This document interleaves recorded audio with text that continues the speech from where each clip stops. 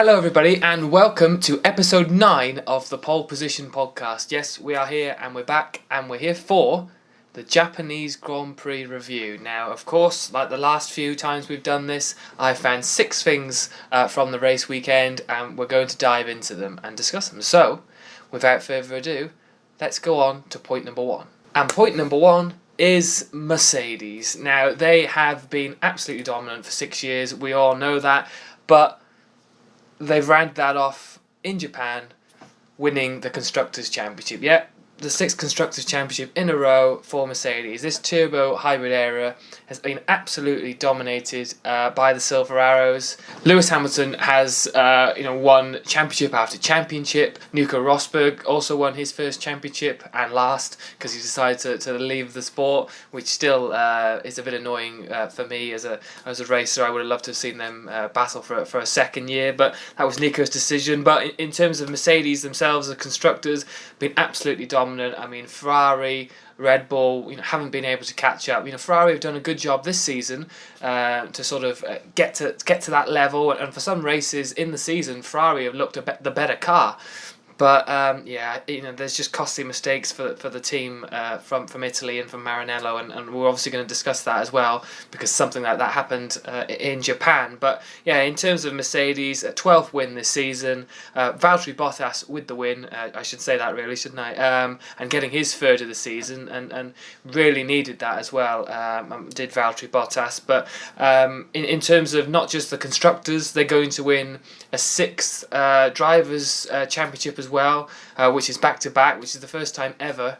There's Ferrari, I think, back in the day when Michael Schumacher won, was it 6 constructors in a row? But they didn't win 6 drivers in a row because Mika Hakkinen for McLaren won in one of them years as well. I think it was 1997, I'm not sure.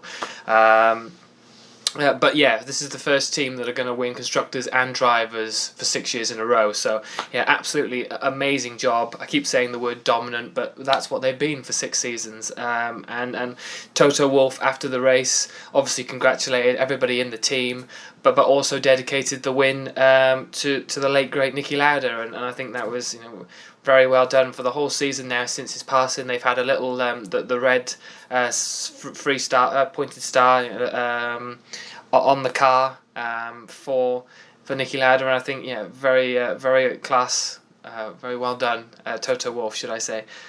For dedicating that to Niki Lauda, because he was such a great person to have in the paddock, and obviously Lewis Hamilton says he learned so much from Niki Lauda as well. So he was the one that sort of brought Lewis Hamilton into the Mercedes team in the first place. Giving him the ideas of what they wanted to achieve. So great for Mercedes to win that, and obviously dedicated to Niki Lauda. But the 2 drivers will now go on because Leclerc, Verstappen and Sebastian Vettel can't catch Valtteri Bottas or Lewis Hamilton for the Drivers' Championship now. I think we all know that Lewis Hamilton is probably going to win it at some point, but Valtteri has closed the gap because of winning this weekend and Lewis coming in 3rd. So a little bit interesting. It does leave a bit more for the end of the season. It doesn't look like Lewis is going to win in Mexico. It leaves us a little bit more time to see who will come out on top, but I think we all know it's going to be Hamilton. But in terms of point number 1, fantastic for Mercedes, and what more can I say but the word dominant.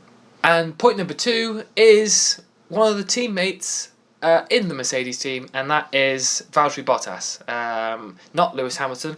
Valtteri Bottas, I think, did an excellent job this race weekend in Japan.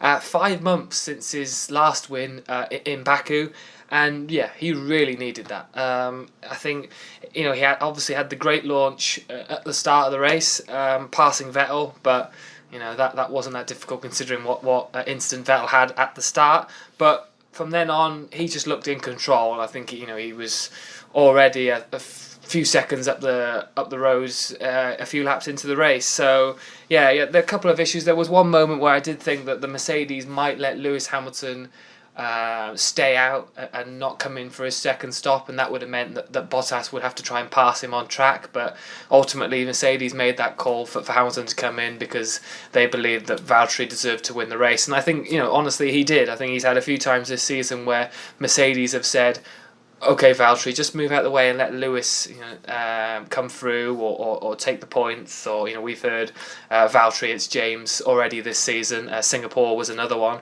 So I think to actually give Valtteri this chance, I mean, I didn't give it, he earned it, but to at least say, Lewis, come into the pitch and we'll try and catch Vettel up, than just saying, right, we'll leave Hamilton out and Bottas, you're going to have to pass him if you want to win.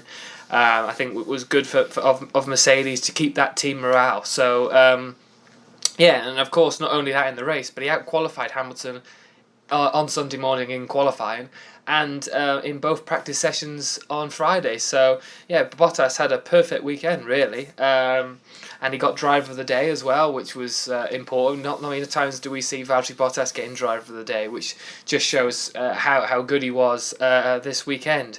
In terms of a couple of stats as well, he became the first driver to win at Suzuka, starting from the second row on the grid, which is a good achievement as well. I know, obviously, we're going to dive into the Ferrari's issues that they had, but in terms of Valtteri Bottas as well, his 100th career points finish, which is another great stat and another great achievement for him. But most importantly, can he catch Lewis Hamilton for the Drivers' Championship?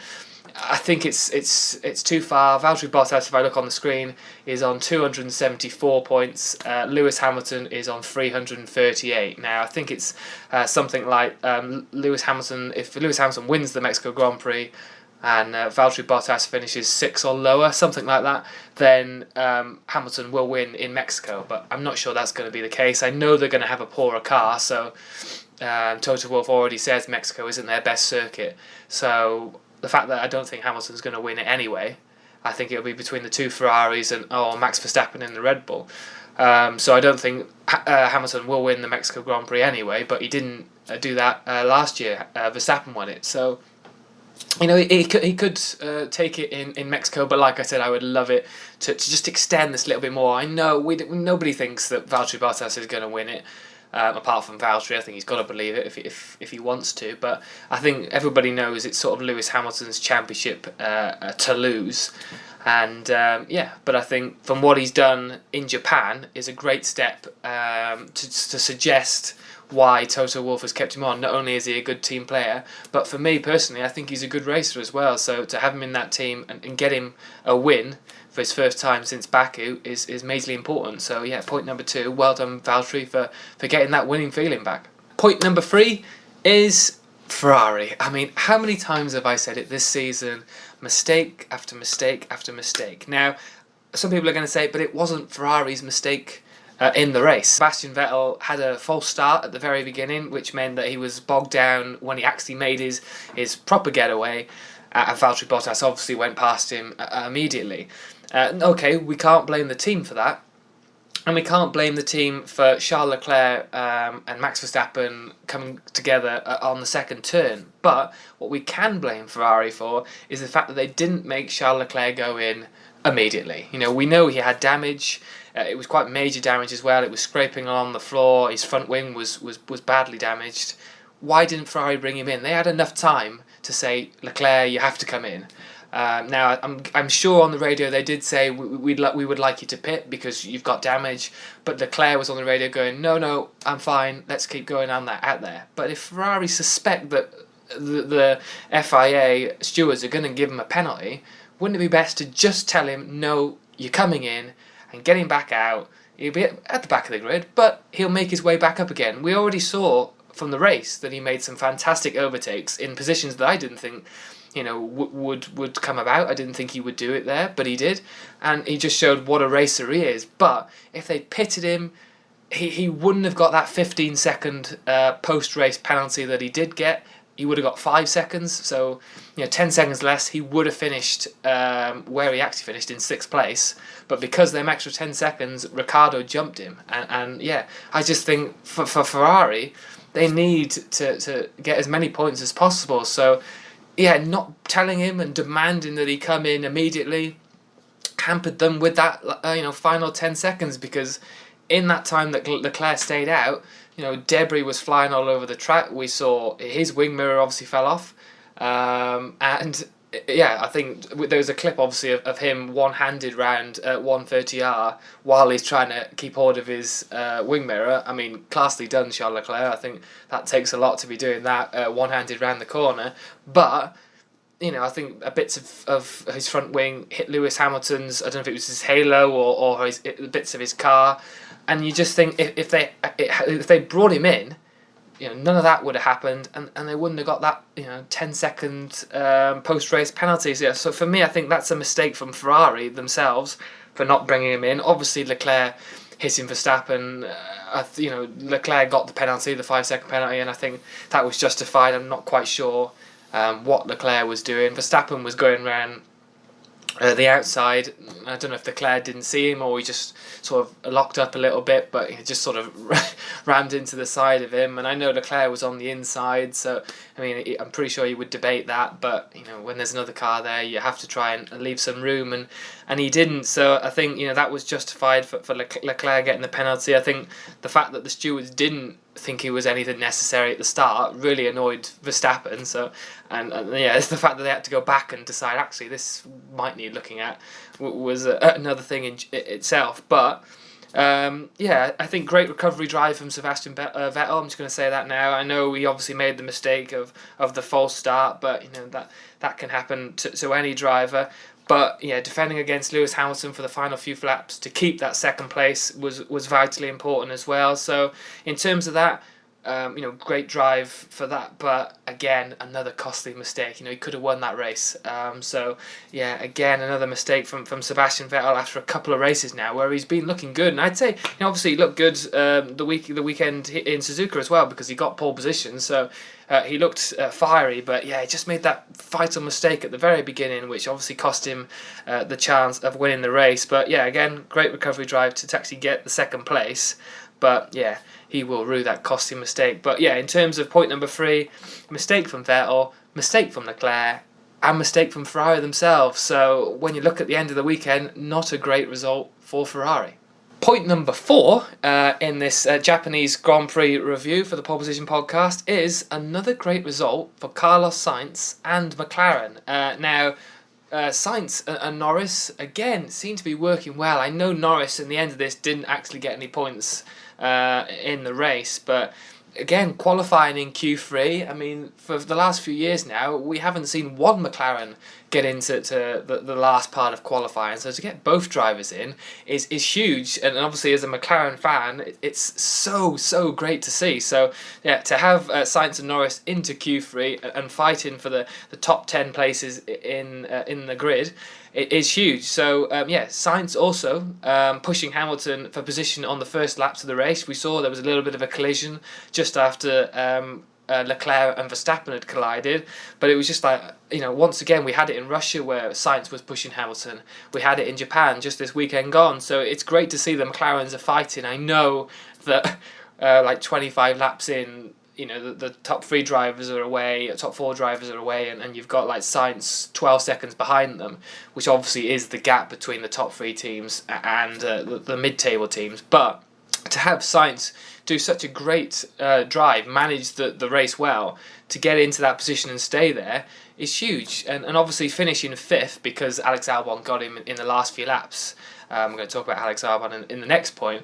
But for Sainz, absolutely great drive. 3rd time this season he's finished 5th, which is huge again for McLaren, but also for Sainz himself. So Sainz is now ahead of Gasly in the driver's standings. Obviously Gasly was racing for Red Bull at the start of the season, now moved to Toro Rosso, so he's going to get less points for that. But for Sainz to catch somebody who was in a Red Bull at the start of the season is huge. So I mean, it's quite short, but for point number 4, absolutely well done for Carlos Sainz and for McLaren.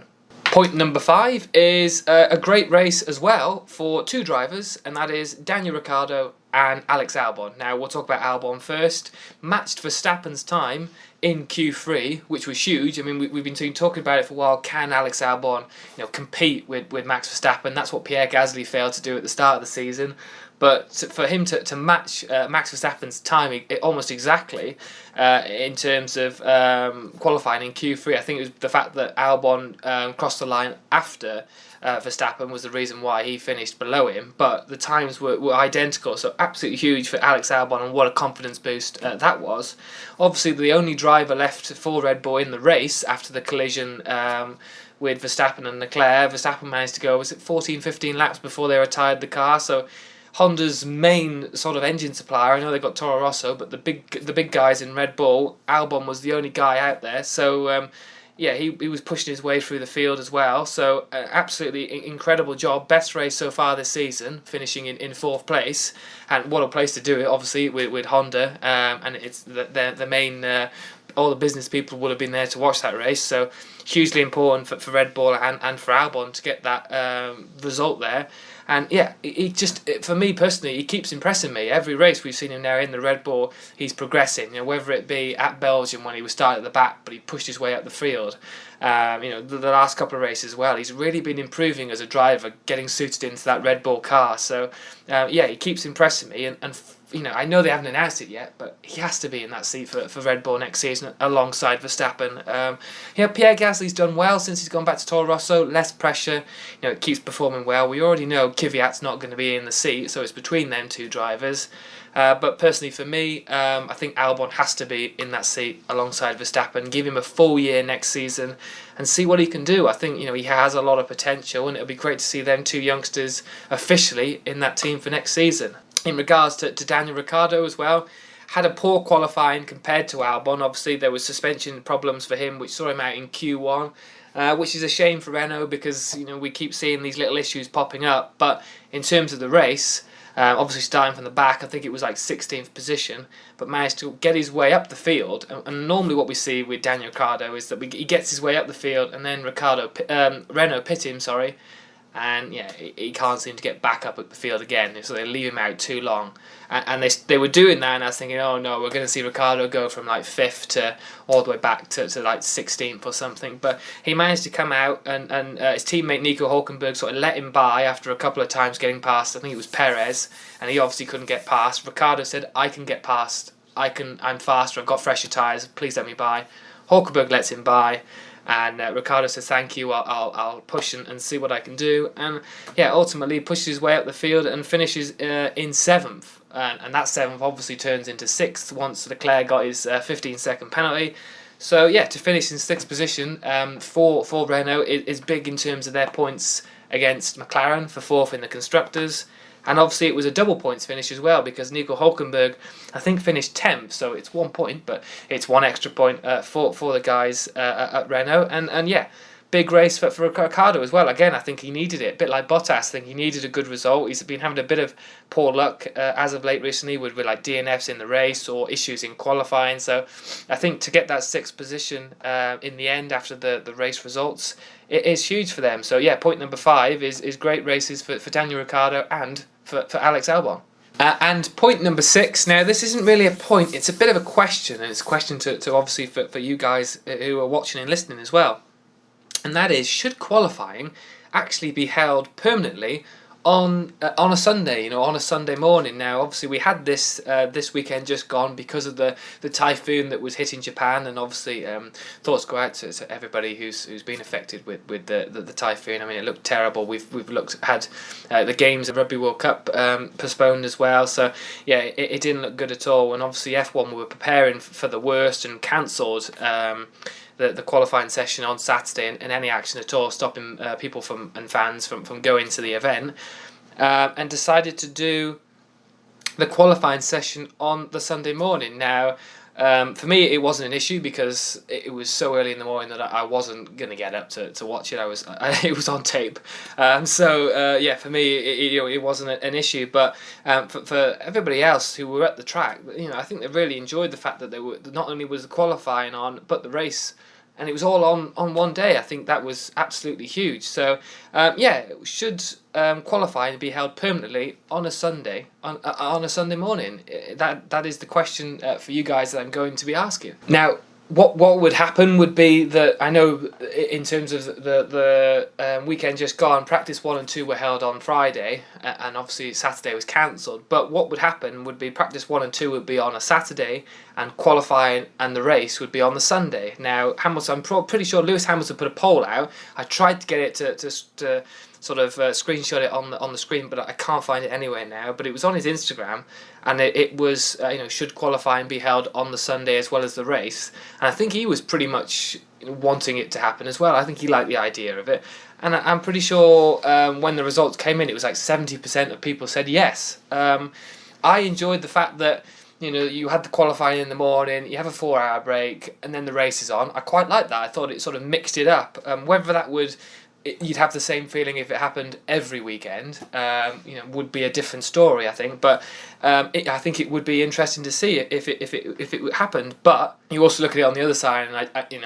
I don't think personally, I don't think it would happen, simply because of the fact that the F1 structure is there because the Liberty Media and that they want to get as much money out of each race and each event as possible. So holding it for 3 days, the practice, the qualifyings, and the race on a 3-day event, gives them more income. More people come in on a Friday, people come in on a Saturday, people come in on Sunday, and obviously the revenue comes in for ticket sales, and obviously people buy merchandise and stuff like that. If they lose a day because of this idea, then that's less revenue and less money coming in for the sport. So as much as I think it would be pretty cool to see it happen, I honestly don't think it will, simply because of that and the business plan. It would affect money, and I think it would. So the only way is that maybe a couple of times a season, they don't announce when it would happen, but a couple of times a season they would say, okay, we'll mix it up. We'll have qualifying on the Sunday and the race on the Sunday as well, and we'll have practice just on Saturday only, and we'll miss a day on Friday. Friday can be like the media day, or maybe some fun stuff can happen on a Friday, but practice session doesn't. And doing that would obviously lose practice 3, because practice 3 is on a Saturday before qualifying. So it would be one less practice for the teams to sort of figure out their setup and their strategies. And I think that also helped in the race this weekend as well, is the fact that there was only like a 3-hour, 4-hour period between qualifying and the race. And obviously teams were like, oh, well, we haven't really had time to discover a strategy and what we're going to do about it. So I think that also mixed up the race as well. But that would be the thing. For me personally, that would be the only way they would do it, is maybe a couple of times a season they would mix it up, and they'd say, right, we'll just pick that weekend, so the British Grand Prix, or they'll say the Italian Grand Prix or something like that, and they'll just pick a couple of races a season and say that's what we're going to do. We're going to do a qualifying on the Sunday as well as the race. But that one is not a point about the race, it's simply a point of what do you guys think. So that's one I want to ask you. Let us know in the comment section below, do you think that would be a good idea to have qualifying and the race on the Sunday? So let us know about that one. Yeah, so that is the 6 points for the Japanese Grand Prix review. We're just going to take a quick look at the driver standings and the constructor standings before we wrap this up. Lewis Hamilton is in the lead, obviously, of the Drivers' Championship with 338 points. Like I said before, Valtteri Bottas is the only driver now who can contest Lewis Hamilton for the Drivers' Championship. He's in second place with 274. Then we have Charles Leclerc with 221. If he had gone in a little bit earlier for his pit stop, he might not have got that 10-second penalty, and he might have got a bit more points, because obviously Daniel Ricciardo jumped him in terms of the points after the post-race penalty. He's in third with 221. Max Verstappen in fourth with 212. He obviously didn't score any points this time out, thanks to him and Charles Leclerc sort of bashing on the first couple of corners. Sebastian Vettel with his second place finish in fifth place with 212. Like I said, Carlos Sainz overtook Pierre Gasly in the driver's standings now. Carlos Sainz is in sixth with 76 points, and Pierre Gasly is in seventh with 73. Now, interestingly, Alex Albon, who is now in the position that Pierre Gasly was in at the main Red Bull team, has 64 points compared to Pierre Gasly's 73. Now, can Alex Albon overtake Pierre Gasly before the season ends? I think he probably can. Daniel Ricciardo is in ninth with 42, and Nico Hülkenberg, his teammate, rounds off the top 10 with 35 points. Now, just going over to constructors, we already know that Mercedes are crowned champions, So it's all about from second to the bottom in 10th now. Ferrari on 433 points in second place. They're not going to be caught. So Red Bull Racing Honda with 323 points in third place. Now this is where it all gets interestingly from fourth down. McLaren Renault 111 points. Can you believe that McLaren have 111 points this season? After all them years of absolute mayhem, it's great to see McLaren with that many points this season. Renault, the team that supplies them their engine, is fifth with 77. They're going to need to make some improvements to even think about catching McLaren at this point. Toro Rosso Honda with 59, Racing Point with the Mercedes engine with 54, Alfa Romeo Racing with that Ferrari engine, of course, in 8th with 35 points. Haas, not at the bottom because that's where Williams are. 9th are Haas with 28 points, and Williams, haven't talked about him this race, but again, not really much to talk about apart from Robert Kubica crashing in qualifying. Looked a bit of a shunt as well, so glad he was okay, but again, a bit of a lonely race, not really much happened, so not much to talk about really with Williams, and they finish with no points once again, and they've only got 1 point this season, so this is a season really where they just want to end it as much as possible and get to next year's car, and hopefully that's better. But yeah, Williams are at the bottom in 10th position, but that rounds up the 6 things of the Japanese Grand Prix and rounds off the pole position podcast for this race weekend.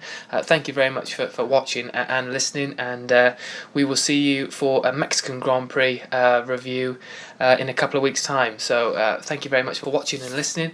There might be a couple of videos out before that podcast review. I'm trying to do as many videos as possible at this moment in time, so there might be a couple more videos before the Mexican Grand Prix review, but we will see you for the main podcast then. So thank you very much for watching and listening, and we will see you all very soon. Thank you.